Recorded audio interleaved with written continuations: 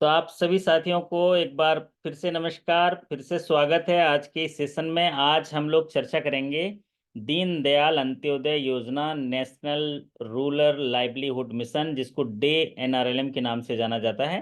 तो ये special session होगा।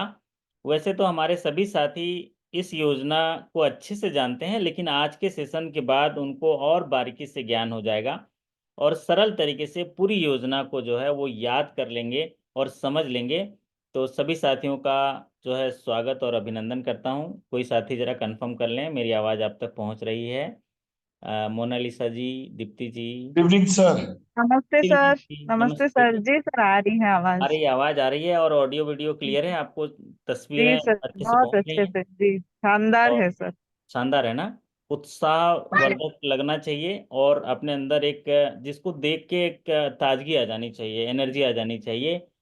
क्यों इसलिए आनी चाहिए मोनालिसा जी? इसलिए आनी चाहिए क्योंकि आप जी सर। भले ही अकेले हो, आप अकेले हो शाखा में, लेकिन आप कितने लोगों को सर्विस देते हैं? 1,000 500 लोग तो आते ही होंगे, 600 700 लोग आते होंगे विलेज में, या 150 200 लोग तो आते होंगे। कितने लोग आते होंगे एक दिन में लगभग, ऐसे एवरेज?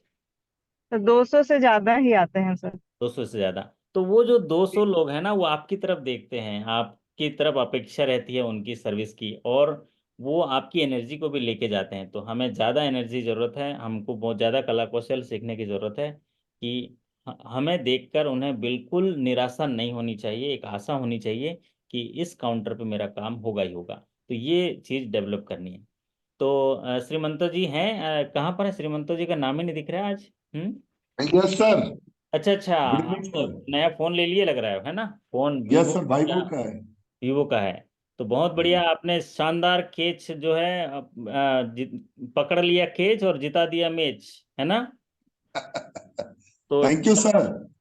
चमत्कार को नमस्कार है। इंसान को कभी भी निराश नहीं होना चाहिए। आखिरी दरवाजे, आखिरी प्रयास पर भी सफलता की कुंजी जो है, सफलता का गेट खुल जाता है और परिणाम को ही लोग प्रणाम करते हैं। और इसी आप उत्साह के साथ आखिरी जो मंजिल तक या जिस उद्देश्य के लिए आप लगे हैं उसको लास्ट माइल तक पहुंचाने के लिए काम करते हैं। तो आपके अंदर भी वो जज्बा चाहिए। आज हम लोग दीनदयाल अंत्योदय योजना, नेशनल रूरल लाइवलीहुड मिशन पर चर्चा करेंगे। बहुत ही सरल चर्चा होगी। डे एनआरएलएम एक तो रिटर्न एग्जाम के लिए भी इम्पोर्टेंट है। क्यों? क्योंकि ये मिनिस्ट्री ऑफ रूरल डेवलपमेंट का एक सरकार की अति महत्वाकांक्षी योजना है, जिसका सबसे ज़्यादा जो है आप लोग इसका प्रचार प्रसार करते हैं, साथ ही साथ इसका विस्तार भी करते हैं। और ये फाइनेंशियल असिस्टेंट जो है आप समाज में लोगों को देते हैं। तो चलिए आपको लिए चलता हूँ। सबसे पहले हम जानते हैं इंट्रोडक्शन। तो नेशनल रूरल लाइवलीहुड मिशन, जैसे कि आप नाम से भी जान रहे होंगे, राष्ट्रीय आजीविका मिशन, राष्ट्रीय आजीविका mission was launched by Ministry of Rural Development with effect from 1st April 2013। ये 2013 आप नहीं दिख रहा होगा, अभी नहीं दिख रहा है आपको, लेकिन लिख लीजिए 1st April 2013। It replaced the existing SGSY. It became Day NRLM with effect from 29th March 2016। तो जो एनआरएलएम जो है लॉन्च किया गया था 1 अप्रैल 2013 को, ministry of rural development, government of India के द्वारा। ये जो योजना है SGSY को रिप्लेस किया था, और 2016 में, 29 मार्च 2016 में इसे डे एनआरएलएम का नाम दिया गया, दीनदयाल अंत्योदय योजना। A flagship program of Government of India for promoting poverty reduction through building strong institution of the poor, particularly women, and enabling these institutions to access the range of financial services and livelihood।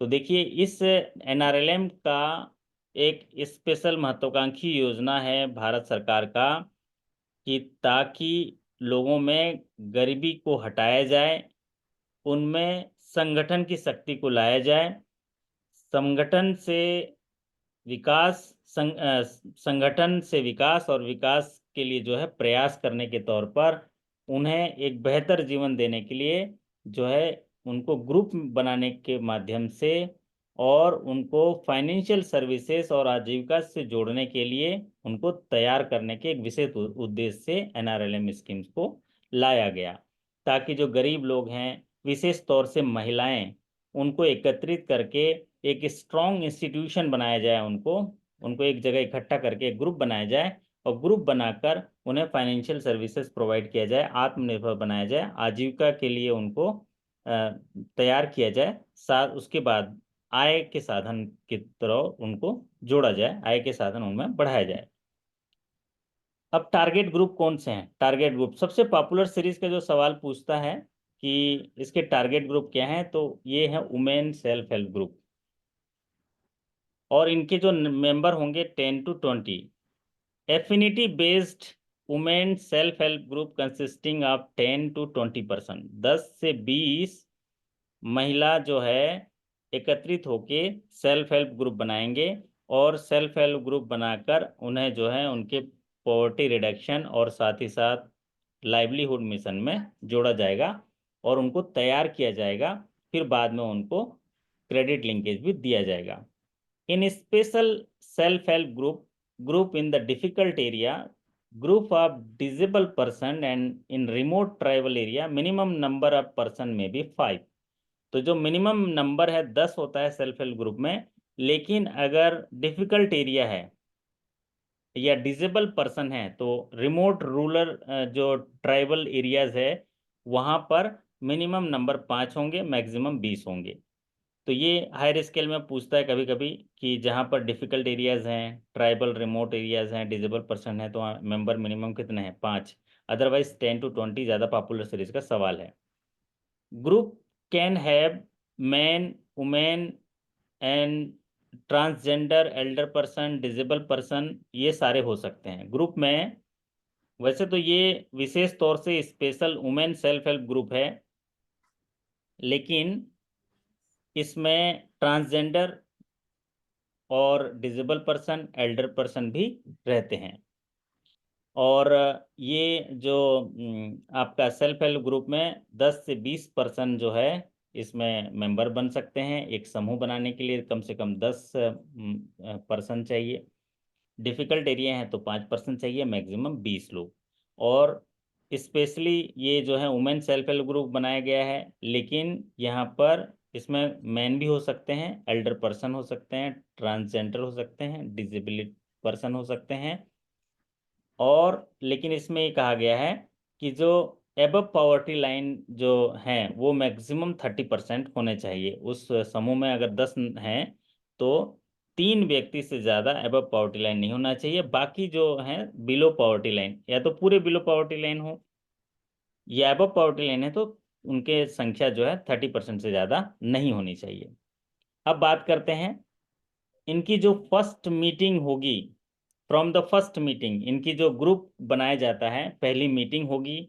Meeting के बाद जो है एक group बनाया जाएगा, और इनके जो ग्रुप का जो उद्देश्य है, देखिए, समूह बनाना, समूह से संगठन बनाना, संगठन के बाद बचत की आदत डालना, बचत की आदत डालने के बाद एक दूसरे जो मेंबर हैं उनको इंटरनल लैंडिंग करना। तो फर्स्ट मीटिंग से इंटरनल लैंडिंग स्टार्ट हो जाएगा। सेकेंड मंथ तक इनका SB अकाउंट ओपन हो जाना चाहिए। 3 से चौथे महीने में इनको रिवॉल्विंग फंड मिल जाना चाहिए। 6 से 8 महीने में इनका माइक्रो क्रेडिट प्लान तैयार हो जाना चाहिए। 6 से 8 महीने में इनका कम्युनिटी इन्वेस्टमेंट फंड जो है या VRF जो आपका रिवॉल्विंग फंड है वो मिल जाना चाहिए।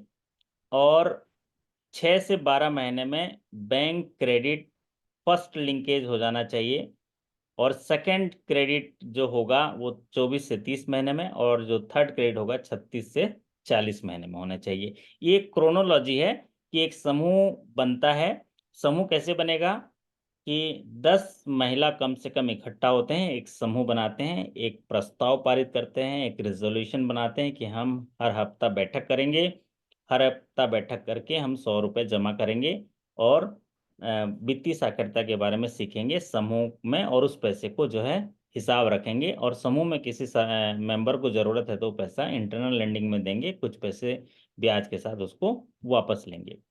फिर उसके बाद समूह बनने के बाद ये लगातार मीटिंग और सेविंग चलता रहेगा, लैंडिंग भी चलता रहेगा। फिर उसके बाद सेविंग अकाउंट 2 महीने के अंदर ओपन हो जाना चाहिए। 3 से 4 महीने में रिवॉल्विंग फंड आ जाना चाहिए, और 6 से 8 महीने में माइक्रो क्रेडिट प्लान होने चाहिए। 6 से 8 महीने में CIF VRF हो जाना चाहिए, कम्युनिटी इन्वेस्टमेंट फंड, आगे डिटेल में सीखेंगे। 6 से 12 महीने में बैंक क्रेडिट फर्स्ट लिंकेज, 24 से 30 महीने में सेकंड लिंकेज, और 36 से 40 महीने में थर्ड लिंकेज। मतलब 6 से 12 महीने में पहला लिंकेज, 1 साल के अंदर, 2 साल से लेके 3 साल के अंदर जो है दूसरा लिंकेज, और 3 साल से ऊपर 4 साल के अंदर जो है तीसरा लिंकेज हो जाना चाहिए। चलिए अब एक एक करके डिटेल में हम समझते हैं। Group federation. ग्रुप फेडरेशन क्या होता है? एक समूह जो है, एक गांव है, एक गांव में 10 महिलाएं या 10 पर्सन मिलकर एक समूह बनाते हैं, जिसको सेल्फ हेल्प ग्रुप कहते हैं। मिनिमम मेंबर है। ऐसी उस गांव में अगर 10 समूह हैं, तो 10 जो समूह हैं उनका अगर एक फेडरेशन बन जाए, उनका एक संगठन बन जाए, तो उसको बोलते हैं ग्रुप फेडरेशन। ऑल SHGs इन ए विलेज फॉर्म ए विलेज लेवल फेडरेशन। एक गांव में 10 अगर समूह हैं, तो वो मिलकर एक विलेज लेवल फेडरेशन बनाएंगे। फिर उसके बाद 25 से 40 गांव मिलाकर एक ब्लॉक में क्लस्टर फेडरेशन होगा, क्लस्टर फेडरेशन बनेगा। तो ग्रुप फेडरेशन जो है इस तरह का बनता है, 10 व्यक्ति मिलकर एक समूह बनाएंगे। एक गांव में ऐसे 10 समूह हैं, तो 10 समूह को मिला के एक विलेज लेवल का फेडरेशन होगा, और एक ब्लॉक लेवल का फेडरेशन होगा जो 25 से 40 गांव को मिलाकर बनाया जाएगा। अब बात करते हैं फाइनेंशियल असिस्टेंट जो मिलता है, वित्तीय सहायता सेल्फ हेल्प ग्रुप को क्या क्या मिलता है।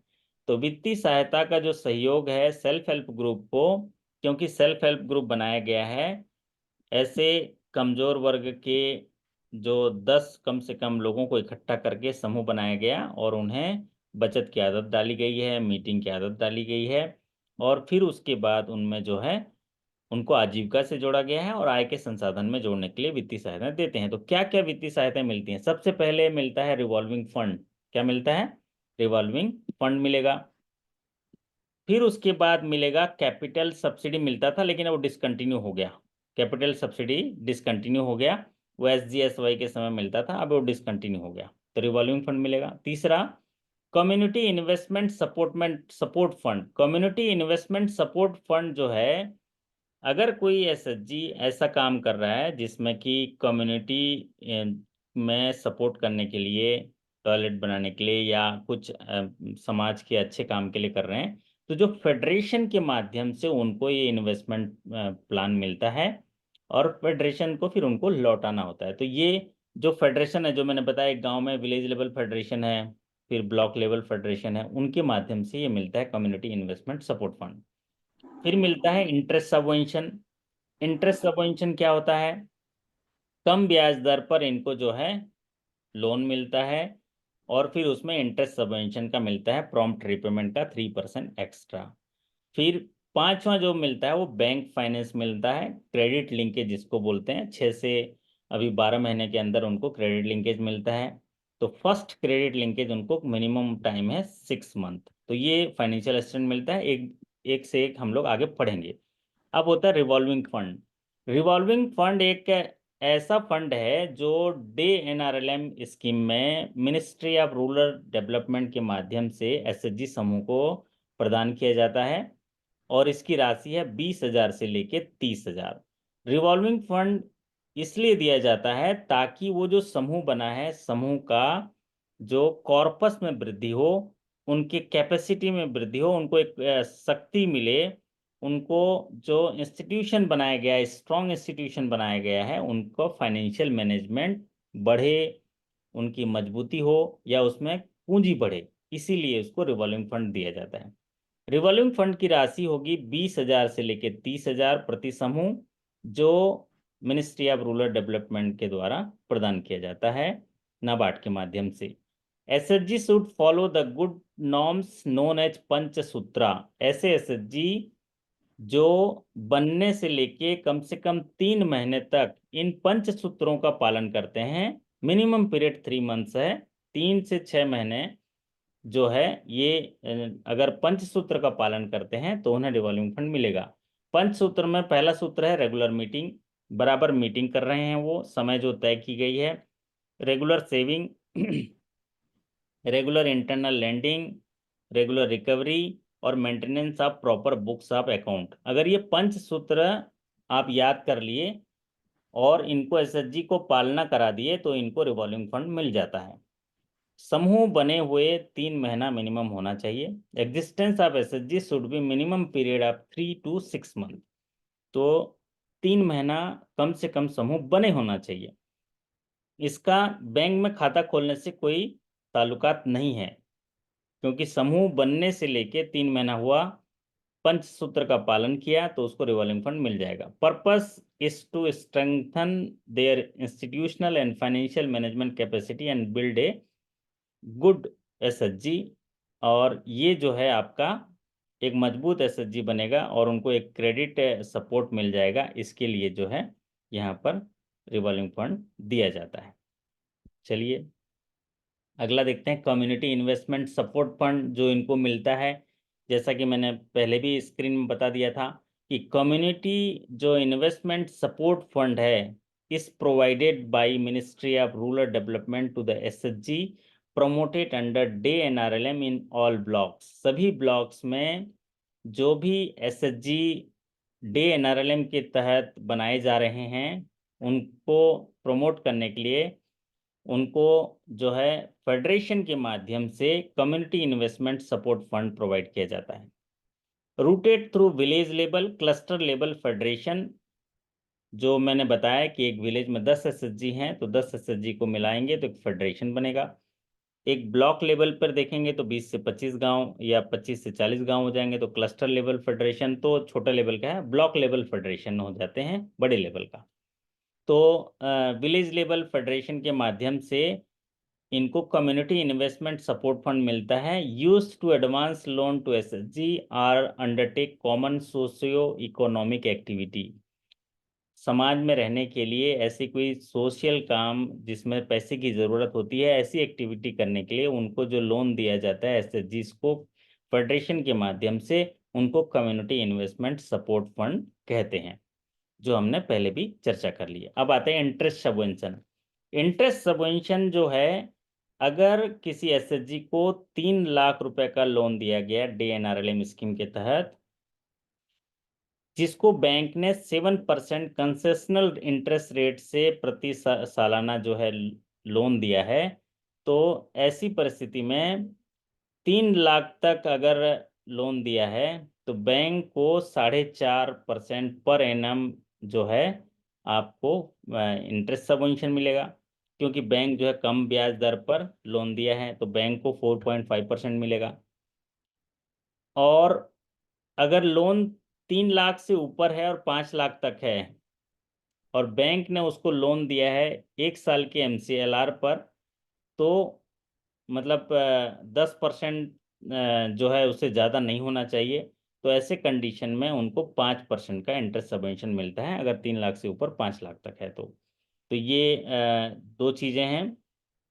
For loan up to ₹3 lakhs under the scheme, bank will extend credit at the concessional interest rate of 7%। 7% की दर से अगर किसी समूह को बैंक ने 3 लाख का लोन दिया है तो बैंक को 4.5% पर एनम इंटरेस्ट सबवेंशन मिलेगा। मतलब बैंक को टोटल ब्याज हो जाएगा 11.5%, है ना। और अगर 3 लाख से ऊपर और 5 लाख तक है लोन दिया है और उसमें इंटरेस्ट रेट 10% कम से कम लिया है, या 1 साल का एमसीएलआर उससे अगर कम है तो वो दिया है, तो बैंक को 5% का इंटरेस्ट सबवेंशन मिलेगा 2024-25 के लिए। तो ये याद कर लीजिए, दो इंटरेस्ट सबवेंशन है। अब बात करते हैं आपके सेविंग अकाउंट ओपन करने से संबंधित जानकारी। तो opening of saving account of SHG कैसे खुलेगा, opening of saving account of federation कैसे खुलेगा, opening of current account of producer group. Producer group का मतलब ये होता है ऐसे एसएचजी के मेंबर जो प्रोडक्शन करते हैं, एग्रीकल्चर एक्टिविटी में प्रोडक्शन करते हैं, उनका एक ग्रुप रहेगा तो उनका करंट अकाउंट। क्योंकि आप प्रोड्यूसर है तो प्रोडक्शन करते हैं, तो उस प्रोडक्शन के माल को जो है या उनके उत्पाद को बेचने के लिए मार्केटिंग करनी पड़ेगी, तो यहाँ पर प्रोड्यूसर ग्रुप बनाया गया है। लेंडिंग टू एसएचजीज and individual SHG member, post credit follow up, supervision and monitoring of the scheme. एक एक करके डिटेल आगे पढ़ते हैं। Opening of saving account of SHG. तो सेविंग अकाउंट खोलने के लिए बैंक का रोल है कि जब एसएचजी सेविंग अकाउंट खोलने के लिए एक प्रस्ताव लेके बैंक में आएंगे तब आपका रोल शुरू होता है। तो role of bank would commence with opening of saving account of all SHG. जब भी एसएचजी का सेविंग अकाउंट खोलने के लिए आएगा तब रोल स्टार्ट होगा। केवाईसी नॉर्म्स जो इसमें पालन किया जाता है, डॉक्यूमेंट्स देखे जाते हैं, वो केवल ऑफिस बियरर का लिए जाएंगे। KYC documents of only office bearer is sufficient for opening of SB account. PAN card is not mandatory while account opening. Due diligence while saving account opening, simplified due diligence and only office bearer is required. तो बहुत ही आसान बनाना है आपको उनके खाते खोलने की पद्धति को, बिल्कुल परेशान नहीं करना है। जो भी ऑफिस बियरर हैं उन्हीं का ही KYC डॉक्यूमेंट लेना है। और एक छोटे से गाँव में रहने वाले लोग, उनका ड्यू डिलिजेंस करने में कितना समय लगता है। आप तो बाइक उठा के, है ना, फुलेरा पंचायत जा सकते हो ना, है ना, देख रहे हो ना सचिव जी, कहाँ से आ रहे हो और कहाँ से आएंगे, प्रधान जी के यहाँ से आ रहे होंगे, है ना, ऐसी टाइप का है। आप भी घूम के बाइक लेके चले जाइए, सब पता चल जाएगा ये कहाँ रहते हैं। सो सिंप्लीफाइड ड्यू डिलिजेंस आप कर लीजिए। और KYC डॉक्यूमेंट केवल ऑफिस बियरर का लेंगे। जो उस समूह के ऑफिस बियरर हैं उनका ही KYC लेंगे, सभी का नहीं लेंगे। Opening of saving account of all members with the bank should not be made pre requesting for credit linkage. अगर आप उसको क्रेडिट लिंकेज की ओर जा रहे हैं, क्योंकि खाता इसीलिए खोल रहा है क्योंकि रिवॉल्विंग फंड मिलेगा, फिर बाद में वो क्रेडिट लिंकेज लेगा। तो ये कह रहे हैं कि सभी जो मेंबर हैं उनका सेविंग अकाउंट खोलने के लिए आप बाध्य मत कीजिए कि भाई आपको हम लोन तभी देंगे जब सारे मेंबर जो हैं सेविंग अकाउंट खोल लेंगे। ये प्री रिक्वेस्टिक जो इन आप उसमें कंडीशन न लगाइए, ये बात कह रहा है। Business correspondence deployed by the bank are authorised to open saving account of SHG after verification approval of base branch. BC भी खोल सकता है लेकिन अप्रूवल चाहिए, उसमें वेरिफिकेशन चाहिए, तभी खोल सकता है क्योंकि उस ऑफिस बियरर की ड्यू डिलिजेंस भी करने होंगे। However, ensuring compliance of KYC and anti-money laundering norms under the BC model continue to be responsibility of the bank. Bank की रिस्पॉन्सिबिलिटी है बेस ब्रांच की, वो सारी चीजें इसको कंफर्म करेंगे। अब आते हैं जो पंचसूत्र ज्यादातर पूछा जाता है, पंचसूत्र ऑफ एसएचजी। एसएचजी जो बनाया जाता है खास उद्देश्य के लिए जो बनाया गया है, उसमें एक सूत्रधार है पंचसूत्र। पंचसूत्र का जो है मतलब है regular meeting, regular saving, regular internal lending, regular repayment और रेगुलर मेंटेनिंग ऑफ बुक्स या रेगुलर अकाउंट्स, है ना। तो रेगुलर मीटिंग आपने देखा है ना, जब देखो मीटिंग मीटिंग मीटिंग, करते रहो मीटिंग, है अलवा मीटिंग। तो ये मीटिंग चलता रहेगा तब सही होगा, क्योंकि उनका काम ही है, समूह के सारे लोग मीटिंग करेंगे, मीटिंग करके रेगुलर सेविंग करेंगे और इंटरनल लैंडिंग करेंगे, फिर रेगुलर रिपेमेंट करेंगे और रेगुलर जो है उनकी बुक कीपिंग होगी या उनका अकाउंट मेंटेनेंस होगा, तब जाके ये इनको रिवॉल्विंग फंड मिलेगा 3 महीने में। फिर यही मेंटेन करते रहेंगे तो उनकी ग्रेडिंग होगी, ग्रेड होने के बाद क्रेडिट लिंकेज जाएंगे। अब आते हैं saving account of federation of SHG. एक एसएचजी में कम से कम 10 मेंबर होते हैं। ऐसे एक गांव में अगर 10 एसएचजी हैं तो उनको मिला के एक अकाउंट खोलेंगे तो फेडरेशन होगा, उनको जोड़ेंगे तो फेडरेशन होगा। So bank are advised to open saving account of federation of SHG at village level. एक गांव लेवल पर अगर एक फेडरेशन है तो उसका खाता भी खोल सकते हैं। ग्राम पंचायत लेवल का भी होगा तो खोल सकते हैं, क्योंकि एक ग्राम पंचायत में 2 से 3 विलेज भी आ सकते हैं। क्लस्टर लेवल 3 4 5 गांव को मिलाकर क्लस्टर लेवल है। हायर लेवल मतलब 25 से 40 गांव को मिलाकर वो क्लस्टर लेवल, हायर लेवल में आ जाएगा, ब्लॉक लेवल में। तो इनका भी सेविंग अकाउंट खोलने की अनुमति है, इसमें भी सेम है, उनके जो ऑफिस बेरर के ही खाते खोले जाएंगे। अब आते हैं opening of current account of producer group. जो करंट अकाउंट है, प्रोड्यूसर जो ग्रुप हैं DNRLM के तहत जो प्रोड्यूसर ग्रुप हैं उनको खाते खोले जाएंगे एसएचजीज के विलेज लेवल पर, ग्राम पंचायत लेवल पर, क्लस्टर लेवल पर, हायर लेवल पर। तो एक विलेज में अगर प्रोड्यूसर ग्रुप्स 3 हैं तो तीनों को मिलाकर जो है वो करंट अकाउंट खोला जाएगा, क्योंकि ये प्रोड्यूसर ग्रुप जो बनाए गए हैं वो इसलिए बनाए गए हैं ताकि उनके जो मेंबर्स होंगे उन मेंबर्स के प्रोडक्शन को वो खरीदेंगे, खरीदने के बाद उनकी मार्केटिंग करेंगे, क्योंकि ये एक्सपर्ट लोग हैं, बड़ी जगह में मार्केटिंग कर देंगे, उनको अच्छा पैसा मिल जाएगा। चलिए अब आते हैं transaction in account. Transaction in saving and cash credit account should be encourage. जब भी खाते खोले जाते हैं तो आपका एक रोल बनता है कि समूह को आप मोटिवेट करें, इनकरेज करें कि सेविंग अकाउंट और उनके कैश क्रेडिट में ट्रांजेक्शन करेंगे। Inter operable facility at retail outlet managed by BC to be enabled in these accounts. तो जो समूह के खाते हैं, उनके सेविंग और सीसी, उन खातों में लेन देन की सुविधा बीसी आउटलेट पर भी देनी चाहिए, क्योंकि वो गांव में रहते हैं, बार बार बैंक आने में असुविधा होती होगी। तो जहां क्लस्टर लेवल पर या विलेज लेवल पर वो हैं, वहां भी उनको सुविधा होनी चाहिए। अब आते हैं लेंडिंग नॉर्म्स या क्रेडिट लिंकेज जिसको बोलते हैं। क्रेडिट लिंकेज के लिए एलिजिबिलिटी क्या है? पहली एलिजिबिलिटी है self help group should be active existence for the last 6 months as per books of account of SHG and not from the date of account opening. ये देखिए क्लियरिटी दे दिया कि पहली एलिजिबिलिटी है कि समूह 6 महीना पुराना होना चाहिए। कितना होना चाहिए? 6 महीना पुराना होना चाहिए। समूह को बने 6 महीना हो गया और बढ़िया उन्होंने पंचसूत्र का पालन किया, तब वो एलिजिबल हो जाएगा। लेकिन अकाउंट ओपनिंग से 6 महीना मत देखना, ये कह रहा है वो। अकाउंट ओपनिंग से 6 महीना नहीं देखना। Not from the date of account opening, from the date of formation of SHG. दूसरा कंडीशन है एसएचजी शुड बी प्रैक्टिसाइजिंग पंचसूत्र।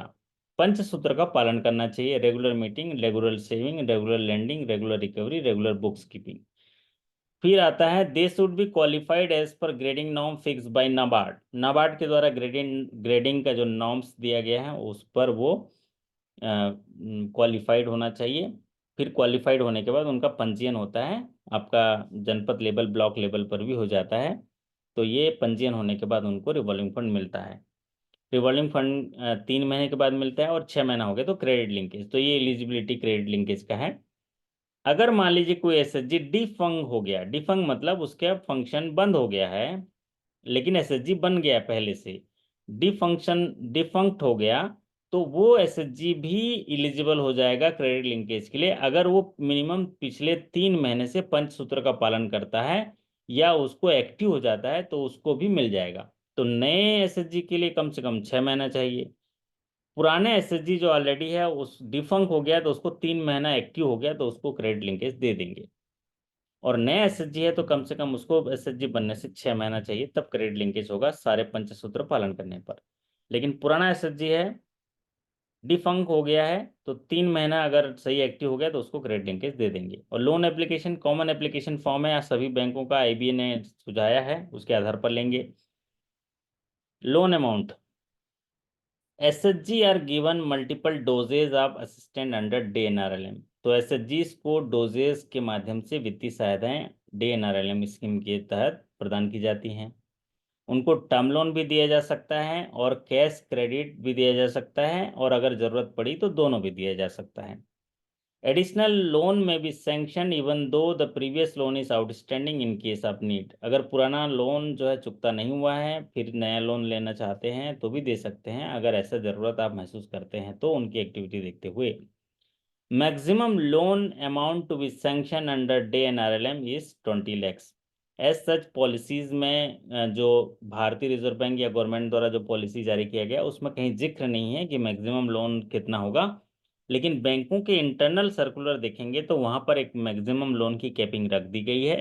क्यों क्यों? क्योंकि ये इसका रोड मैप दिखता है।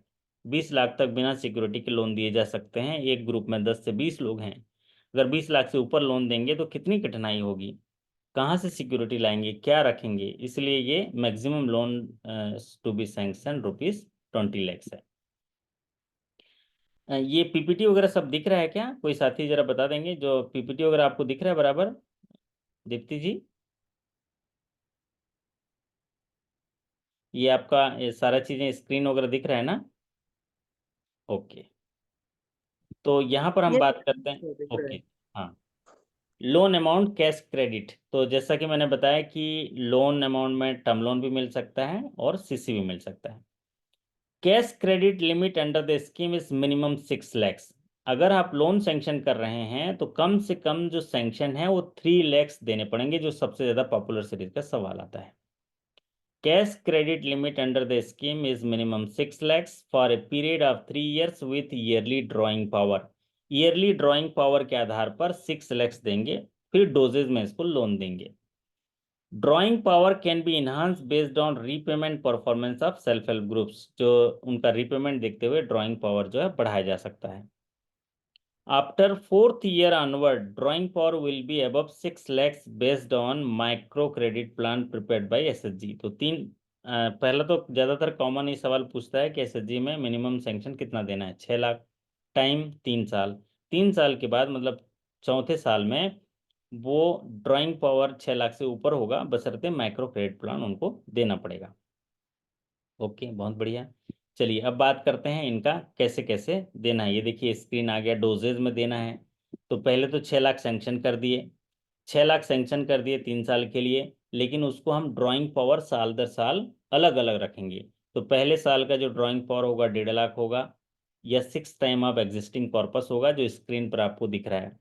First year drawing power in cash credit, first dose जिसको बोलते हैं, 6 time of existing corpus or minimum 1.50 lakhs whichever is higher. यानी कि अगर किसी समूह के पास कॉर्पस 20,000 का है, तो कॉर्पस 20,000 का है तो उसका 6 टाइम मतलब 1,20,000 होता है।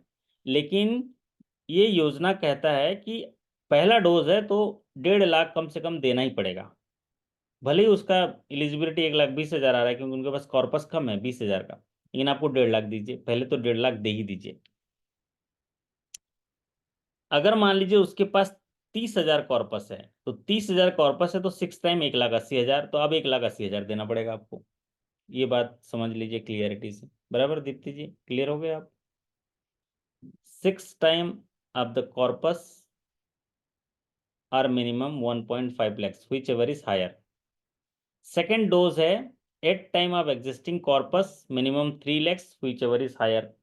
सेकेंड डोज देंगे 8 टाइम्स जो दूसरे साल दिया जाता है, 8 टाइम ऑफ कॉर्पस या 3 lakhs। थर्ड ईयर में जो ड्राइंग पावर होगा वो 6 lakhs होगा। फोर्थ ईयर ऑनवर्ड जो उसका ड्राइंग पावर होगा वो अबव 6 lakhs होगा, लेकिन बशर्ते माइक्रो क्रेडिट प्लान, अगर वो माइक्रो क्रेडिट प्लान 7 लाख का देते हैं तो 7 लाख के हिसाब होगा, 8 लाख होता है तो 8 लाख, ये माइक्रो क्रेडिट प्लान के आधार पर होगा। तो ये डोजेज आप याद कर लीजिए। First dose 6 time of corpus 1.5 lakhs, second 8 time of corpus 3 lakhs, तीसरे साल में 6 लाख, और चौथे साल से ऊपर 6 लाख से ऊपर। अब आते हैं कॉर्पस। कॉर्पस कैसे डिसाइड करेंगे? तो किसी भी समूह का जब कॉर्पस हम देखेंगे, तो कॉर्पस में सबसे पहले होता है उसकी पूंजी, मतलब उनके पास क्या रिसोर्सेस है, क्या पैसा है। तो कॉर्पस में उनकी पूंजी जो आएगी, एसएचजी का जो सेविंग में जितना बैंक बैलेंस है उसको लिख लीजिए। साथ में उनके पास कैश इन हैंड होगा, प्रस्ताव में है कि हम आज 2,000 रुपये निकाले हैं तो 2,000 में 1,500 बचा है, तो कैश इन हैंड होगा।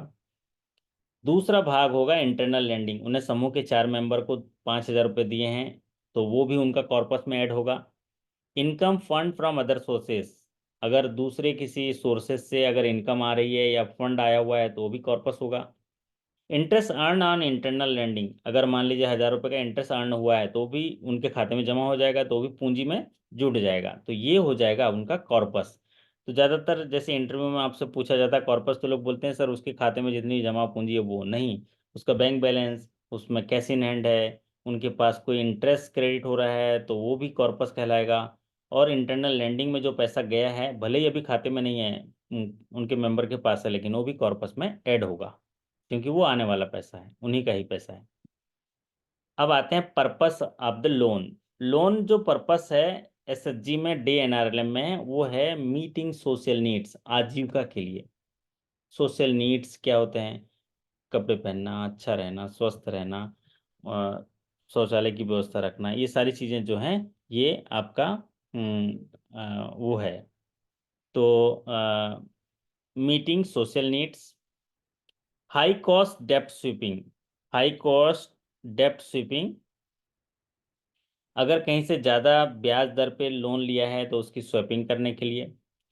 Construction repair of house toilet, construction करना है घर का या घर कहीं टूटा फूटा है, पानी गिर रहा है, तो क्योंकि ये सोशल नीड्स आजीविका के लिए, अपने जीवन को अच्छा बनाने के लिए, फिर उसके बाद धीरे से लाइवलीहुड मिशन के बाद उस लाइवलीहुड को सस्टेनेबल बनाने के लिए इनकम के जरिए से भी आगे बढ़ाया जाएगा।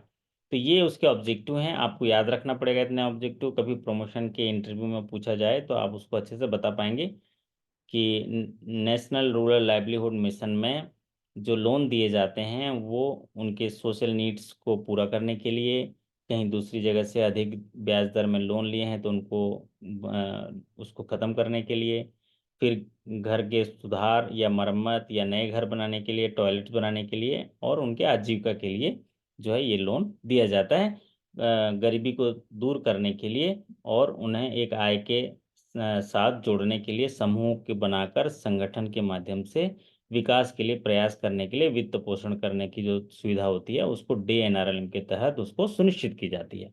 ऐसा आप बोलेंगे तो अच्छा रहेगा। अब आते हैं लोन का यूटिलाइजेशन। लोन जब आप देते हैं डोजेज में, सैंक्शन तो 6 लाख दे देते हैं लेकिन डोजेज में देते हैं। अगर लोन 1 लाख के ऊपर है तो उसको 50% जो है वो आजीविका में इस्तेमाल कर सकता है।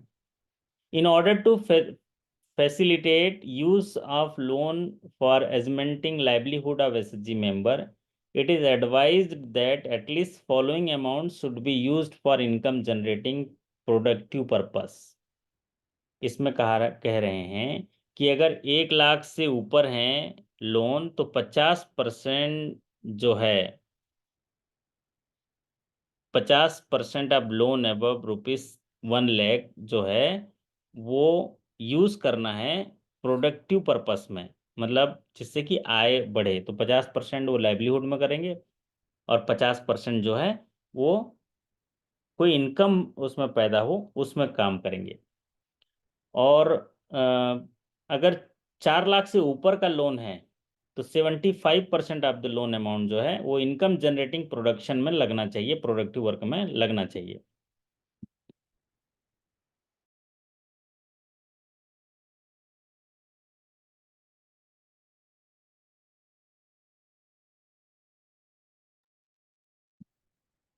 अगर 6 लाख से ऊपर का लोन है तो लोन का 85% जो है इनकम जनरेटिंग प्रोडक्टिव पर्पस में लगना चाहिए, आजीविका के लिए बाकी हिस्सा। अगर 6 लाख से ऊपर का लोन है तो उसका 15% वो आजीविका के लिए कर सकते हैं, है ना, अच्छे कपड़े पहनने के लिए, अच्छा रहने के लिए, जो सोशल नीड्स हैं उसको पूरा करने के लिए। और फिर 85% जो है वो माइक्रो क्रेडिट प्लान जो है वो जो बताएंगे कि इस पैसे को हम कहाँ लगाएंगे तो आय के साधन तैयार होंगे। अब आता है margin. For loan up to ₹10 lakh margin will be nil. तो 10 लाख तक जो लोन है वो मार्जिन नील होगा। For loan above ₹10 lakh to 20 lakh margin will be 10%, maximum 10% margin होगा 10 लाख से 20 लाख तक। तो ये दो कंडीशन है, 10 लाख रुपए तक कोई मार्जिन नहीं, 10 लाख से ऊपर जो है 10% मैक्सिमम मार्जिन है। तो ये मार्जिन है। और कई बैंकों में मार्जिन 5% भी है, लेकिन बट ये जो है आप 10% ये जो है मार्जिन है 10 लाख से 20 लाख तक, और 10 लाख तक नील मार्जिन है। अब आते हैं सिक्योरिटी की बात। For loan up to ₹10 lakh no collateral security required. 10 lakh रुपए तक का अगर लोन है तो कोई भी कोलेटरल सिक्योरिटी जरूरत नहीं है।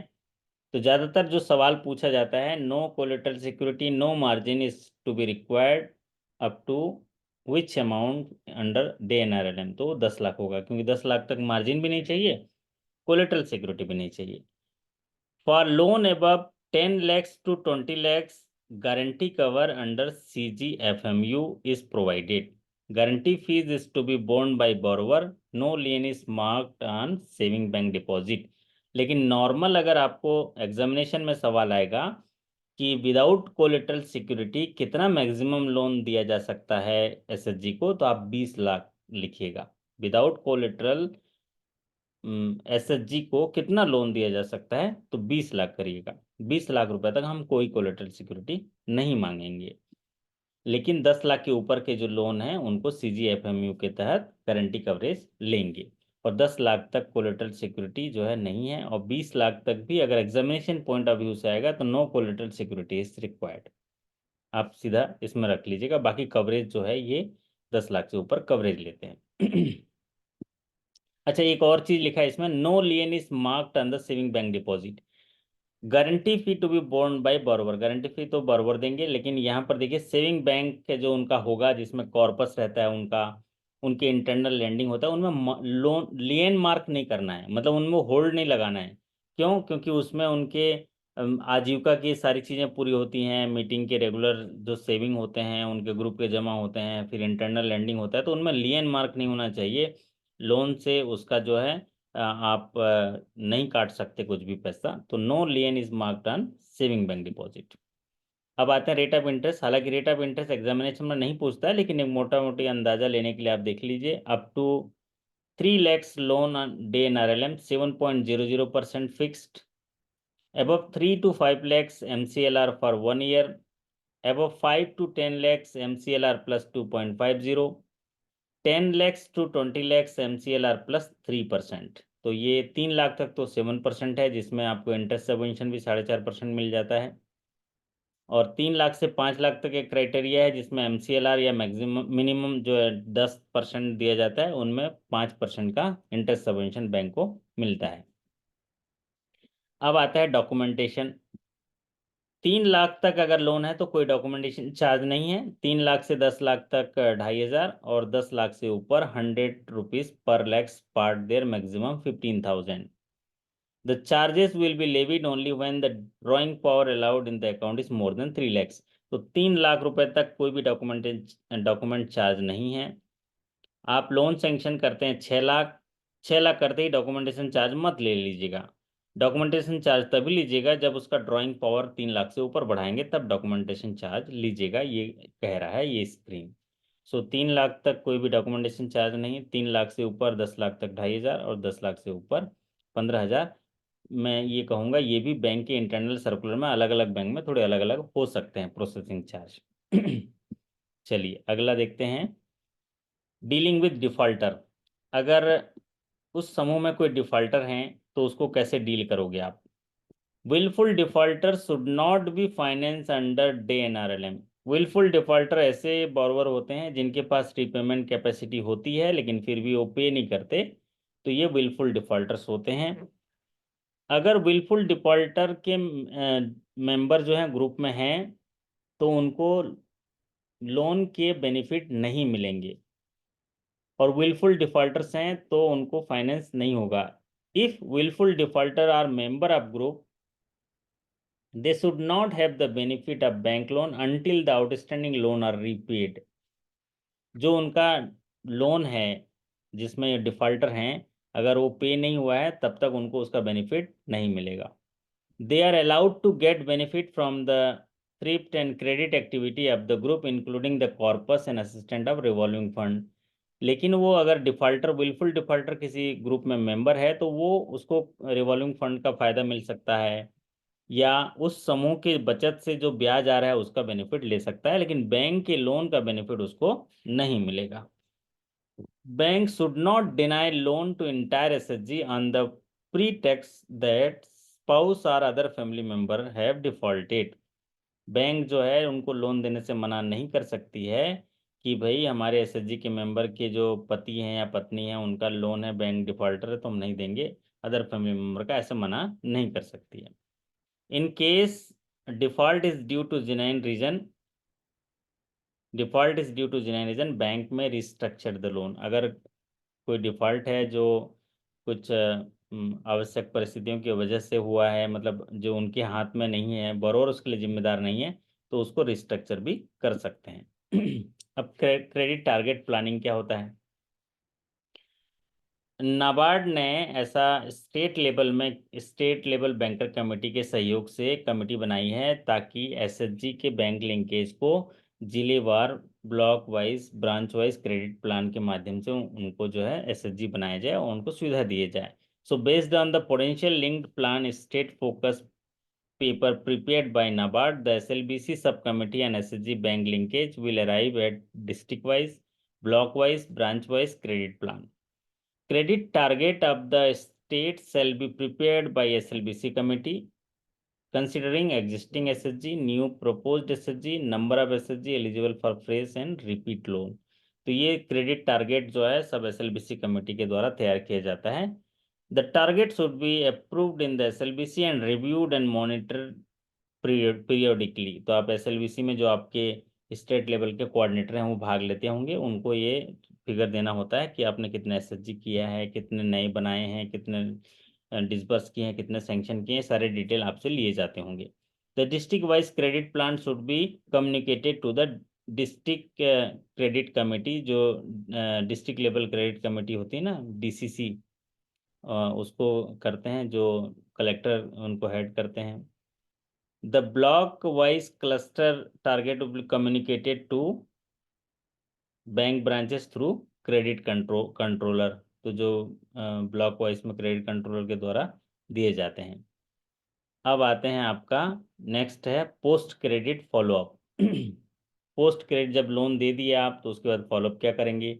लोन के स्टेटमेंट वगैरह उन्हें समय पर प्रोवाइड करिए, अकाउंट के बारे में जानकारी देते रहिए, टर्म्स एंड कंडीशन लोन के क्या हैं उनको एक्सप्लेन करते रहिए। जब डॉक्यूमेंटेशन करते हैं या डिसबर्समेंट करते हैं तो उनको बताइए कि इनको प्रति महीना इतना है, इतना वापस करना है, ये सारा बताते जाइए। बैंक के जो अधिकारी कर्मचारी हैं उनको एसएचजी की मीटिंग फोर्टनाइटली अटेंड करनी चाहिए ताकि उसके ऑपरेशन को ऑब्जर्व कर पाए। Bank staff should attend the meeting of SHG and federation fortnightly to observe the operation of SHG and keep a track of regularity in the SHG meetings and performance। इसीलिए वो भाग लेना चाहिए ताकि वो regular meeting, regular saving, regular lending, recovery, ये सारी चीज़ों को आप ऑब्जर्व कर पाएं। Bank should take all possible measure to ensure recovery of loan. तो बाकी बैंक जो लोन दिया है उसके लिए कोई सारे पॉसिबल मेजर बैंक इंश्योर करेगा, सुनिश्चित करेगा।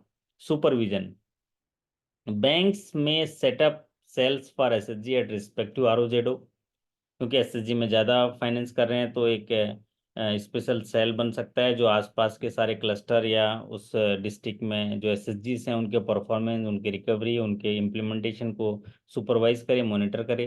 This cell monitor and review the flow of credit also, collect data from the branches to make it available to head office and the day NRLM units.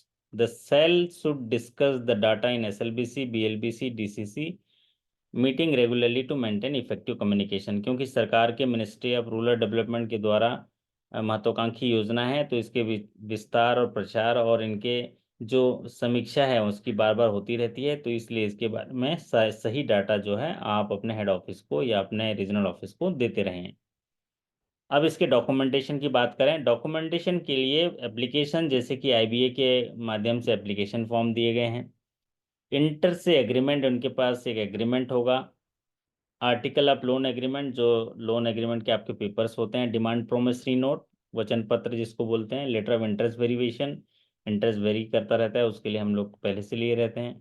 Letter of weber, त्याग परित्याग पत्र जिसको बोलते हैं। Letter of continuity, बार बार loan उठाएंगे। और ग्रेडिंग सीट्स, उनकी ग्रेडिंग की जाएगी जो नाबार्ड के द्वारा प्रिस्क्राइब किया गया ग्रेडिंग सीट, उस ग्रेडिंग के आधार पर उनको रिवॉल्विंग फंड भी मिलता है, फिर क्रेडिट लिंकेज भी मिलते हैं। तो ये जो है डे एनआरएलएम के बारे में आपको एक कंप्लीट इंफॉर्मेशन आज के इस सेशन में मिला है। आशा करता हूं कि आपके सारे डाउट्स जो हैं एक एक स्लाइड के माध्यम से पूरे हो गए होंगे। अब आते हैं क्विज। तो 10 साथियों से सवाल पूछूंगा, जिस साथी से सवाल पूछूंगा वो साथी जवाब देंगे। तैयार हैं? तो पहले क्विज में सवाल पूछ लेता हूँ, फिर आपके मन में कोई सवाल होगा तो आप भी पूछ सकते हैं। तो पहले सवाल हम जो अभी पढ़े हैं बेस्ड ऑन मेमोरी, हम सवाल लेते हैं, सवाल का जवाब हमारे साथी बताएंगे। तो पहला सवाल आपकी स्क्रीन पर है। NRLM came into effect on which of the following date. NRLM कब से प्रभाव में आया? 31 मार्च 2013, 1 अप्रैल 2013, 31 दिसंबर 2013, 31 मार्च 2014। तो हमारे करमवीर जी बताइए जरा, एनआरएलएम कब से इफेक्ट आया? सर इस सर नमस्ते सर। नमस्ते जी। सर एनआरएलएम ये शुरुआत कब से हुई? 1 अप्रैल 2013 से सर। 1 अप्रैल 2013। अरे वाह, बहुत बढ़िया। उसमें आंसर दिखा टाइप का लग रहा था ना, आंसर है बोल्ड हो गया, आंसर क्लिक हो गया था नहीं? नहीं नहीं नहीं, ऐसा कुछ नहीं है सर। क्या आप था? जब क्लास क्लास शुरू किए थे ना उसी टाइम बताए थे। बहुत अच्छी बात है, देखिए याद भी हो गया। और लेकिन मुझे ऐसा लग रहा है कि इसमें क्लिक भी हो गया, दिख रहा है ऐसे स्याही टाइप का ना, जो लग गया है वो भी है, बट आपको याद होगा, मैं आप पर भरोसा कर रहा हूँ। तो जी sir. 1 April 2013 NRLM came to effect on 1 April 2013। दूसरा सवाल है हमारे एक साथी के लिए, दीप्ति जी बता पाएंगे कि group yes sir. Registration mandatory है, ट्रू कि फॉल्स? ग्रुप रजिस्ट्रेशन जरूरी है क्या SHG के लिए? Yes sir. है, जरूरी है? सर नहीं, बनने के जरूरी बाद। नहीं है। ग्रुप रजिस्ट्रेशन जरूरी नहीं है SHG फॉर्म्स करने के लिए। SHG बनाने के लिए ग्रुप का रजिस्ट्रेशन जरूरी नहीं है। रिवॉल्विंग फंड के लिए भी जरूरी नहीं है, क्रेडिट लिंकेज के लिए भी जरूरी नहीं है, रजिस्टर है ना ग्रुप रजिस्ट्रेशन। तो ग्रुप रजिस्ट्रेशन जरूरी नहीं है, लेकिन आप पंजीयन कराते हैं, क्योंकि सरकार जो है पंजीयन करा के एक नंबर देती है रिवॉल्विंग फंड, लेकिन ये मैंडेटरी नहीं है कि आपका पंजीयन नहीं हुआ है तो हम आपको सहयोग नहीं देंगे। ठीक है, इज नॉट मैंडेटरी। सर लेकिन फेडरेशन में हम्म, उसका नाम में ये है, रजिस्ट्रेशन किया हुआ है। फेडरेशन रजिस्ट्रेशन है, लेकिन SHG ग्रुप की बात हो रही है। हाँ, फेडरेशन जो है वो ग्रुप ऑफ ग्रुप है, तो वहाँ अलग बात है, वहाँ रजिस्ट्रेशन की जरूरत पड़ेगी। अगला सवाल है हमारे साथी से, पूछता हूँ, एक साथी हैं सदन कुमार जी, बताइए what amount of financial assistant through revolving fund will be provided to SHG? Revolving fund SHG को कितना मिलता है? नमस्कार सर। नमस्ते जी। आपके ऑप्शन स्क्रीन पर है। 10,000 से 15,000, 15,000 से 20,000, 20,000 से 25,000, 20,000 से 30,000। आप एक SHG ग्रुप को कितना रुपए देना चाहेंगे रिवॉल्विंग फंड के रूप में? बड़ा सोच समझ के जवाब दीजिए। SHG के जो अंदरूनी स्ट्रेंथ की बात है, उसकी शक्ति की बात है, उसके संगठन के सामूहिक शक्ति में विस्तार होगा अगर उसको रिवॉल्विंग फंड सही देंगे तो। सर 15 से 20 हजार का है। 15 से 20,000 है। और कोई साथी को ऑब्जेक्शन है इनके जवाब में? सर सर 20 से 20,000 से 30,000। 20,000। 30,000। थोड़ा व्याख्या कर दीजिए ताकि हमारे सदन जी को अच्छी जानकारी मिल जाएगी। ये होगा सर। हाँ 20,000 से 25,000। नहीं, 15 से 20,000 पहले था सर, और हाँ, उसको बढ़ा के 20 से 30,000 कर दिया गया है। नहीं ये भी गलत है। 10 से 15 पहले था सर, 10 उसको बढ़ा करके 10 दोगुना से कर दिया 15। गया है, 20 से 30 कर दिया तो गया है। अगला वाला ऑप्शन तो गलत होगा सर। 10 इसको से दोगुना कर दिया गया है। डबल इंजन की सरकार। जी हाँ, पहले था 10,000 से 15,000, जिसे जी। बढ़ाकर 20,000 से 30,000 कर दिया गया, 20,000 से 30,000 कर दिया गया। तो अभी सबसे ज्यादा पूछा जाने वाला सवाल यही हो रहा है। अभी देखिएगा, अभी जो पिछला महीना एग्जामिनेशन हुआ था उसमें भी यही सवाल पूछा था रिवॉल्विंग फंड का। चलिए अगला सवाल लेते हैं स्क्रीन पर। What is the maximum loan amount to be sanction for SHG linkage? जवाब देंगे हमारे मनीष कुमार जी। मनीष जी, डी होगा। 10 लाख, 20 लाख, 25 लाख, 6 लाख, मैक्सिमम जो लोन है कितना सैंक्शन SHG लिंकेज में कर सकते हैं? 20 लाख तक है सर। 20 लाख कर सकते हैं, सही जवाब, जी। बिल्कुल सही जवाब, मैक्सिमम 20 लाख कर सकते हैं। अगला सवाल आपके स्क्रीन पर है, margin for the loan amount up to ₹10 lakhs will be, कितना होगा हमारे?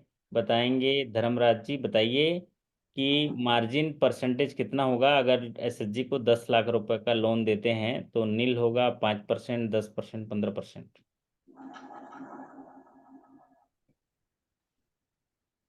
ए सर, नील होगा। हाँ, नील होगा। अरे वाह, आप तो महाराज, आप तो पूरा SHG का लोन दे दे के पूरा पूरा सीख गए हुए हैं। चलिए बहुत बढ़िया, ये है जो है नील होगा, जो मार्जिन है 10 लाख में नील होगा। बहुत बढ़िया। अगला सवाल आपके स्क्रीन पर, rate of interest applied for the SHG when the loan amount is 3 lakhs will B, interest rate कितना होगा अगर लोन 3 लाख का है? तो हमारे साथी बताएंगे। डी क्या होगा? 7%। हाँ जी, कितना परसेंट? 7%। अच्छा, 7%। ओके, धर्मराज जी का म्यूट नहीं हो रहा है, अनम्यूट नहीं हो रहा है, बोल रहे हैं धर्मराज जी, ट्राई करिए तो आपका। हाँ सर धर्मराज हो जी। गया सर, अभी अभी हुआ सर, लग रहा अरे हुआ वो, सर। हाँ, तो आप जी बताइए नमस्कार जरा सर। इसका क्या उत्तर होगा। ये सवाल जो है कि rate of interest applied for the SHG when the loan amount is 3 lakh, 3 lakh रुपए तक लोन देते हैं तो क्या इंटरेस्ट रेट जो है कस्टमर ग्रुप को लगाता है बैंक। 7% सर। 7%। आप देखिए बैंक है, हम ग्रुप को हम 7% पे लोन दे दिए, तो बैंक एफडी लेता है 6% पे 7%, तो बैंक को थोड़ा नुकसान हो जाता है। जी सर। तो उसके लिए इंटरेस्ट सबवेंशन देता है। इंटरेस्ट सबवेंशन कितना मिलेगा इसमें, 1.5 7 है सर। कितना मिलेगा। 4.5%। सब किसान क्रेडिट वाला बता रहे हो ये? किसान क्रेडिट वाला मैं 4% सर थोड़ी पूछ मिले। रहा हूँ, एसएचजी वाला पूछ रहा हूँ जी भाई। नहीं सर 4.5%। 4.5% मिलेगा।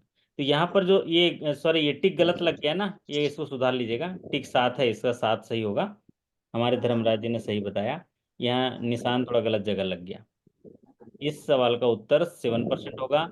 जब बैंक किसी एसएचजी को 3 लाख रुपए तक का लोन देते हैं तो लोन अगर 7%, लोन का जो रेट होगा वो 7% होगा, और 7% पर लोन दिए हैं तो बैंक को एक इंटरेस्ट सबवेंशन मिलता है, वो मिलेगा 4.50%। और 3 लाख से ऊपर 5 लाख तक लोन देते हैं और अगर इंटरेस्ट 10% से दिया गया है तो वहां पर इंटरेस्ट सबवेंशन होगा 5%।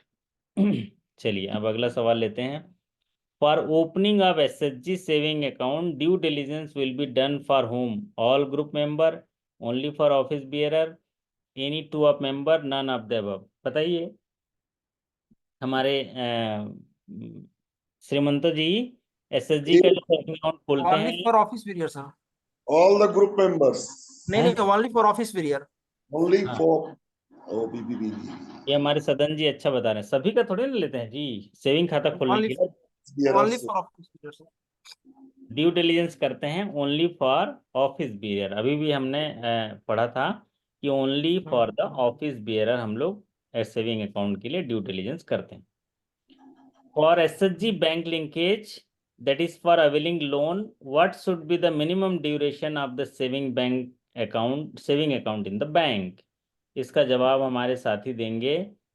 हम पूछते हैं श्वेता जी। See, श्वेता जी दे पाएंगे जवाब इसका। 6 महीना, 3 महीना, 12 महीना, या कितने महीना होना चाहिए एसएचजी को बैंक लिंकेज के लिए, कितना महीना चाहिए। हाँ हाँ श्रीमंत जी बताइए, इसका जवाब बताइए क्या है। से होगा सर, 6 मंथ में ही तो होता There है। no such criteria. हाँ दीप्ति जी बताइए, दीप्ति जी अच्छा बता रहे हैं, दीप्ति जी कुछ बता रहे हैं। हाँ दीप्ति जी No such बताइए। criteria. हाँ दीप्ति जी बैंक समझा दीजिए, हमारे श्रीमंत जी को समझा दीजिए। सर बैंक लिंकेज के लिए एसएचजी फॉर्मेशन को 6 मंथ होने चाहिए मिनिमम, पर उसका अकाउंट ओपनिंग से कोई रिलेशनशिप नहीं है। हाँ ये अच्छा बताएं। देखिए श्रीमंत जी, देख रहे हो बिनो, इतना पढ़ने के बाद भी कितना कंफ्यूजन होता है। नहीं सवाल सर, क्या ये पूछ। 12 मंथ तो सर मिनिमम एक तो क्राइटेरिया है कि 1 साल में तो देना चाहिए सर, इंटरनल लैंडिंग। सवाल को तो पढ़िए, सवाल दीप्ति जी बताइए ना क्या बोल रहे हैं। मेरा सवाल है मिनिमम। किसी एसएचजी को लोन देना है तो उसमें आप ये क्राइटेरिया देखोगे क्या कि सेविंग अकाउंट कितना दिन है उसका, ये देखोगे। No such criteria. ऐसा क्राइटेरिया नहीं है, लेकिन सामान्य प्रक्रिया में ये है जो मैंने आपको बताया कि एक समूह बन जाता है, समूह बनने के दूसरे महीने में खाता खुल जाना चाहिए। 3 महीने अगर समूह का 3 महीने में अगर समूह का खाता भी नहीं है लेकिन उनका लेन देन बराबर है तभी रिवॉल्विंग फंड मिल जाता है उनको। आप मना नहीं कर सकते कि सेविंग खाता, जैसे समूह 6 महीना चल गया वो कल आया खाता खोला लेकिन सारे क्राइटेरिया को फुलफिल कर रहा है बाकी, तो आप उसको लोन देना पड़ेगा। उसके लिए ऐसा नहीं बोल सकते कि 3 महीना पुराना आप खाता खोलिए लेन देन दिखाइए, ऐसा नहीं। भाई उनके पास तो खाता है ही ना, है ना दीप्ति जी, उनके पास एक खाता है ना मेंटेन, किसको दिया पैसा कब जमा किए, बराबर है कि नहीं बताइए। Yes sir. मिनी बैंक है इसलिए। तो ये नो सच क्राइटेरिया, बहुत अच्छा जवाब दिया आपने। अगला सवाल है, in order to facilitate use of loan for augmenting livelihood of SHG member, it is advised that at least what amount to be used primarily for income generating productive purpose। हाँ जी, तो यहाँ पर बोला गया है कि लोन लेने के लिए हम लोग क्या देते हैं, लाइवलीहुड के लिए लोन देते हैं। फिर उसके बाद उसको आजीविका के बाद उसको सस्टेनेबल लाइवलीहुड करने के लिए, आय के साधन के लिए उनको लोन देते हैं माइक्रो क्रेडिट प्लान के आधार पर। तो इसका आंसर जो है सभी साथी जो हैं ऑल ऑफ द अबव बता रहे हैं, बराबर है। अगर 1 लाख से ऊपर का लोन है तो 50% लोन का जो है इनकम जनरेटिंग प्रोडक्टिव वर्क ले जाना चाहिए। अगर 4 लाख से ऊपर का लोन है तो 75% लोन जो है इनकम जनरेटिंग के लिए जाना चाहिए। 6 लाख से ऊपर का लोन है तो 85% जो लोन है इनकम जनरेशन के लिए जाना चाहिए। क्यों जाना चाहिए श्रीमंत जी, बताइए कारण क्या है? सदन जी आप बताइए। हाँ सर, जहाँ हम्म। तक की जो जानकारी है सर कि इसमें 50%, 1 लाख तक अगर लोन देते हैं तो 50% उनका अमाउंट जो इन्वेस्टमेंट होना चाहिए वो इनकम जनरेट में होना चाहिए, ताकि उनका जो है उससे वो बरकरार रहे। आय आय का और आय, फिर उसमें 50% इंडिविजुअल। हाँ, रिपे भी तो करना है ना। वो इसलिए क्योंकि अगर इनकम जनरेशन में नहीं लगाएंगे तो रीपेमेंट कहाँ से करेंगे, है ना? रीपेमेंट कहाँ से करेंगे, कि बस आगे हाँ, कैसे ओके उसको सस्टेनेबल क्रेडिट लिंकेज कैसे होगा, इसलिए, है ना। आय जी बढ़ाएंगे क्योंकि जी इसमें ब्याज भी लग रहा है, आय भी लग रहा है, फिर उनका 2 पैसा बचेगा भी और आगे फिर लोन लेंगे, है ना। चलिए अगला देखते जी हैं। सर। अगला ये ऑल ऑफ द अबव है। Documentation charge for the loan given on SHG will be. 3 lakh रुपए तक कोई भी डॉक्यूमेंटेशन नहीं लगेगा। 3 लाख से 10 लाख तक 2,500, 10 लाख से ऊपर 15,000 मैक्सिमम, 100 रुपये प्रति lakh. All of the above सभी सही है। और ये बैंक टू बैंक वेरी करता है, इसलिए इस पर डिस्कशन नहीं करते हैं। अब ये आ गया आज का पूरा सेशन। अब आप बताइए, आपके मन में कोई सवाल हो तो आप बताइए, और आज का सेशन कैसे लगा आप बताइए। श्रीमंत जी आप पहले बताइए, आज का सेशन कैसा लगा? एसएचजी में क्लियरिटी आ गई? सर बढ़िया लगा सर। सर एक चीज पूछना था, केवाईसी जो ड्यू डिलिजेंस का बारे में बोल रहे हैं, ये हम्म। ऑफिस बियर्स के लिए पर ही होता है? मैं सारे भाई मैं, मेंबर आप देख। सवाल पढ़ो। सवाल में कहा है सेविंग अकाउंट के लिए, तो हाँ सेविंग अकाउंट के लिए जाते हैं तो फिर आपका ऑफिस बियरर चाहिए। लोन अकाउंट के लिए जाएंगे तो सभी का चाहिए। अच्छा, सेविंग्स अकाउंट में सिर्फ ऑफिस बियरर में तो यही आएगी, ऑफिस प्रेसिडेंट, बियरर, ट्रेजरर और हाँ, और सेक्रेटरी। कई में 3 रहता है ना। कई में 2 रहता है। 3 रहते हो ना ऑफिस बियरर में, 3 है ना, दीप्ति जी बताइए। 3 होते हैं ना ऑफिस बियरर दो, में? दो प्रेसिडेंट, भी रहते हैं, दो भी रहते सचिव हैं। का भी ऑपरेशन होता है 2 भी रहते हैं। कहीं। उनका वो भी कोषाध्यक्ष रहते हैं, तो अब 3 आ जाते हैं। 3 आ जाते हैं, और इसमें ये भी रेजुलेशन होता होगा कि पर 3। एसएचजी में 2 ही रहते हैं, फेडरेशन में 3 हो जाते हैं उनके। हाँ, और उस 3 में से कोई भी 2 भी साइन करके आएंगे तो आप पास कर दोगे, ये रेजुलेशन होता है। बराबर है। चलिए वो उनके प्रपोजल में जैसा रहता है, जब अकाउंट ओपनिंग के टाइम पे वही फॉलो करते हैं। दीप्ति जी सब तो आप जानते थे, ऐसा कौन सा चीज है जिसको नहीं जानते थे आज के सेशन के माध्यम से? कोई ऐसी चीज है जिसको आप अभी जान पाए सेशन के माध्यम से? सर वो एक रजिस्ट्रेशन वाला पॉइंट था ना। हम्म। एक्चुअली हमारे हम लोग पहले रजिस्ट्रेशन नहीं लेते थे, जब ऑडिट हुआ था तो उन्होंने ऑब्जेक्शन लिया था कि रजिस्ट्रेशन नहीं लगाए हैं आपने। ओके। हाँ, तो फिर मतलब पहली बार ही उन्होंने ऐसा ऑब्जेक्शन लिया था, ऑडिट में पहले कभी नहीं लिया गया था ओके, कि रजिस्ट्रेशन रजिस्ट्रेशन लगाना है। मैंडेटरी नहीं है, लेकिन जब भी ऑडिटर जाते हैं वो रिस्क मिटिगेशन प्लान पर काम करते हैं तो बोलते हैं कि रजिस्ट्रेशन ले लीजिए। और वैसे मैं भी आपसे कहूंगा कि उनको प्रोत्साहित कर दीजिए रजिस्ट्रेशन के लिए, लेकिन यहाँ पर मैंडेटरी वर्ड इस्तेमाल किया गया, मैंडेटरी नहीं है। सर अब एक्चुअली ना, मैं इस पर एक बोलना चाह रहा हूँ कि ये बोलिए। जो का कॉन्सेप्ट में, जैसे एसएचजी कोई भी हम लोग फॉर्मेशन करते हैं, वो हम्म। अपना स्टेट गवर्नमेंट बीडीओ ऑफिस और एनआरएलएम डिपार्टमेंट से उसका साइन लेना पड़ता है। एसआरएलएम, सॉरी, हम्म। एसआरएलएम से एक सिग्नेचर लेना होता है कि इतने सारे ग्रुप हमारे इस ब्लॉक में ये किया गया, रजिस्ट्रेशन किया हुआ है। वही हम्म। चीज एक्चुअली ऑडिटर लोग आरबीआई ऑडिट में इसको चेकिंग करते हैं कि कहीं ये ऐसा भी तो नहीं है कि कोई ग्रुप जो वो हमारे ब्लॉक में नहीं वो है। इसलिए चेकिंग करते हैं कि उस ग्रुप को संभालने के लिए उनको प्रॉपर फाइनेंशियल लिटरेसी, और उनको इम्प्लीमेंटिंग एजेंसी वही है ना, तो उन लोग रजिस्टर्ड होगा तो ध्यान रखेंगे उनके यस साथ। लोग ध्यान रखेंगे, उनको हालचाल पूछेंगे, उनको क्रेडिट लिंकेज मिला कि नहीं पूछेंगे, इसलिए वो पूछा जाता है। वो एक्चुअल में एनुअल क्रेडिट प्लान का हिस्सा है उनका, credit yes planning. Yes sir, लेकिन यही यहाँ पर सवाल रजिस्ट्रेशन। देखिए, मैंडेटरी वर्ड इस्तेमाल किया गया, रजिस्ट्रेशन मैंडेटरी नहीं है। आप बिना रजिस्ट्रेशन के भी आप एसएचजी बना सकते हो, कर सकते हो, दे सकते हो, ये बात है। और रजिस्ट्रेशन इसलिए कराया जाता है ताकि उनके पास रिकॉर्ड होगा ना, ये एसएचजी बना है, इसको हमको देखना है, इसको क्रेडिट लिंकेज तक पहुंचाना है, इसको रिकवरी की मदद करनी है, इसके प्रोडक्ट को बिकवाना है, मार्केटिंग करवाना है, ये सारी चीज़ें इसलिए उनके पास रहता है। फिर सरकार को भी बताना है, अगर रजिस्टर्ड नहीं है तो उनके प्रोग्रेस में कहाँ से आएगा। बराबर, क्लियरिटी हुई बात? Yes sir. और सर ये जो सीसी लोन जो है ना सर, मैं इंटरप्ट कर रहा हूँ, ये कम से कम 6 महीना किसी का ट्रांजेक्शन देखते हैं तभी हम लोग देते हैं। ऐसे जनरली ये ठीक है, मैंने रूल्स में पढ़ लिया, लेकिन प्रैक्टिकल लाइफ में इतना ईजियर हाँ, तो उसमें लोन। उसमें बोला है ना कि रिपेमेंट को देखते हुए ही आप उसका ड्राइंग फॉर बढ़ाएंगे, इनहांस करेंगे। कोई भी नया लिमिट भी देते हैं सर, हाँ जो बिल्कुल। फ्रेश। Yes sir. चलिए, बहुत बढ़िया। तो ये कुछ लिखा है, सदन जी पढ़िए जरा, क्या लिखा है स्क्रीन पर, कोई अच्छी बातें लिखी हैं, पढ़िए। सदन कुमार जी हैं, चले गए? ओके। अगर आप पर कोई मरता है तो कोशिश करो कि वह जिंदा रहे। अरे वाह वाह वाह, हैं? और जब तक आप जिंदा हो सहते रहो, जितना भी आपकी निंदा रहे। है ना? तो मैंने आप, पिक्चर दोपहर में ही दिखा था आपका, ओके ओके, आया हुआ था सर। बहुत बढ़िया।